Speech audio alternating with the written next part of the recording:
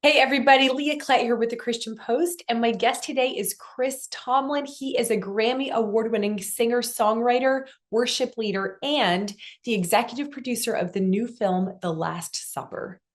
Well, Chris, this is your first time serving as an executive producer on Right, feature film. So, right. congratulations on that. I mean, you do so many things.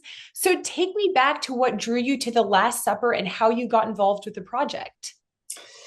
Yeah, like you said, it's the first time to partner in anything like this. So this is really different for me and exciting. And it started with music, like you would think it would. It started, I met these guys making this record, making a record. I always say that, making a movie, making this movie, and they were like, "Hey, do you have any um, songs that could fit here and songs that might could work in this movie?"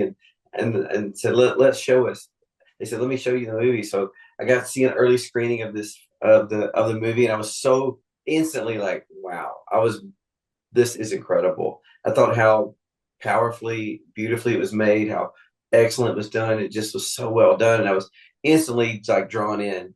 And I thought I'd love to be a part of this in any way I can. And it started. I started progressing into, maybe I could be a partner in a bigger way and take this to and help take this to the masses in a greater way. And so, and I was thinking about when they're thinking about music, do you have a song that could work this and with this? And I was thinking about my songs. I said, guys, I have this song that I've written just recently, and but I haven't played for anybody. No one's heard it, but I have this demo, and I can play it for you. And so I played it for the team, for the all the guys around they're making the movie, and instantly they were like, "This is the song. This is the song for the movie," and so it was when you watch this film and then the end credits start rolling and you hear this song, you would think that I just watched the movie and wrote the song from the movie because it just goes so with the film. But I had written this song,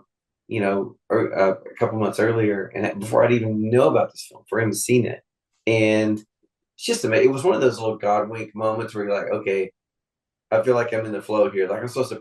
We're supposed to be together on this. And so this the song is called "No Greater Love," and obviously it's speaking of the love of God, love of Jesus. John 15 comes from John 15. Greater love has no man than this, and he laid down his life for his friends.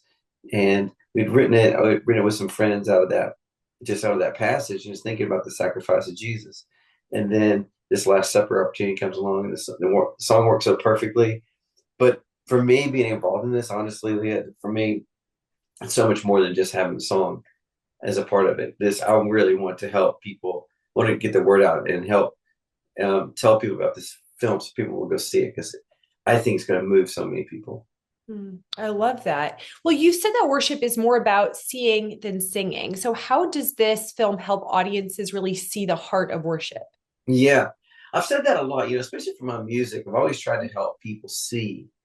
I've always thought that if I can help people see the mercy of God, the goodness of God, the grace of God, remember those things, then you can't help but sing, right? I always say, the more you see, the more you sing. And so putting music in a film together and putting this and actually being a part of a movie where you actually literally do see what helps you takes you to that place. I think people are going to see this brand new again. See um, you've heard the Last Supper, right? We know that, so we know that story. And I was fascinated that the movie was titled The Last Supper, right? Because when you think about movies about Jesus, it's usually the cross Mhm. or the resurrection or the birth.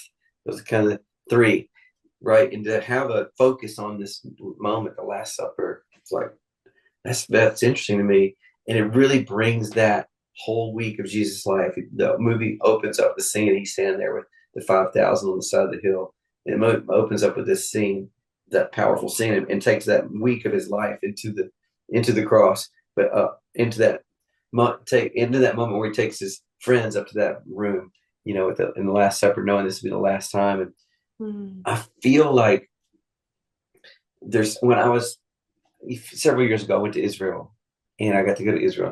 I took about 300 people there, and we had these nights of worship in these different locations. It was so powerful, and it was one of those moments where I felt like the black and white pages of the Bible became color. It was just like everything when you're standing there, when you're singing about the cross and you're standing at the site of the cross, and you're just like, I mean, it's a whole nother level, right?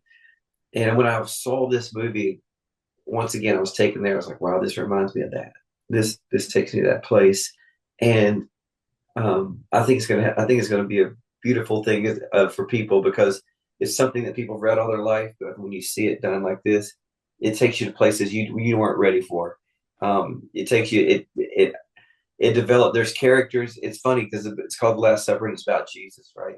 Obviously, Jesus central figure, but it's really the two main characters seem to be Peter and Judas, and you're watching it through them, and so how many movies have you seen through the eyes of Judas? Not many. He's kind of the guy you want to say like, let's forget about Judas, right? But it's powerful to see what they were dealing with, what they were going through, how they were really perceiving who Jesus was and trying to figure this out. And I think it's gonna hit people in such a strong way because everybody's going to relate to those two guys in some way. Yeah, well, essentially, you're saying films like this can be a form of worship just as much as music can be. Yeah, absolutely. I mean, it's beautiful. Worship is so much more right than singing. Obviously, it's the way it's our devotion. It's our life devotion to God, and this movie can unlock that for people. I really think it can unlock the heart and the heart for God and that longing for God and and hopefully increase people's faith. I think people are going to be inspired and their faith's going to be energized and that's and so what a beautiful thing to help be a part of that. Yeah, absolutely. So, this is a new avenue for you.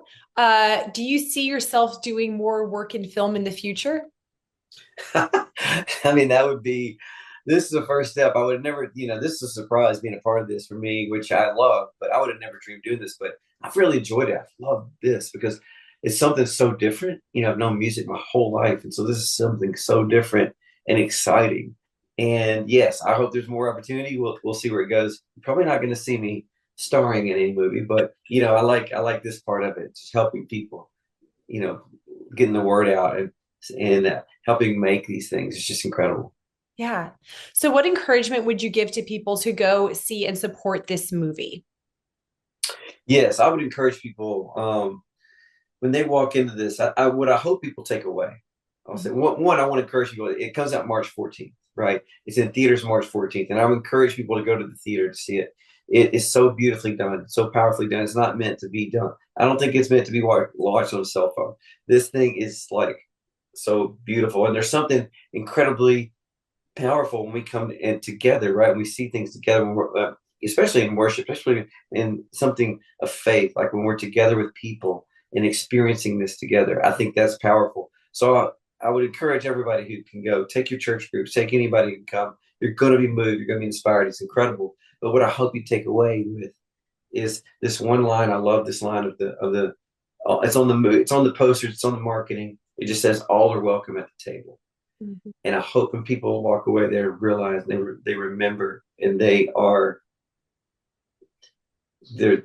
they're inspired and their heart is pierced once again that everybody's welcome at this, that Jesus came for the whole world. Why? And I think the movie beautifully shows that. Why? Because here's Jesus right in this moment, and he stands up and he breaks the bread and holds the wine and says, "This is my blood. This is my body." And he's telling his friends, his disciples, he's telling these guys, "Hey, this is why I've come." He's basically saying this for this moment. This is what this is all about. And they're still not getting it, just like me and you. If we were sitting around the table, what is going on? But I think about that. I think about he said, I'm going to be poured out for you. I'm going to be broken for you. This is for you. This is for the world. And at that table was Judas, Mhm. was Peter, who would a few hours later deny ever knowing him. It was Judas who would betray him. And I think about my own life. I think about the power. That's the love of God, the power of forgiveness. And I just love that everybody's welcome. You don't have to have it all together. These guys didn't have it all together.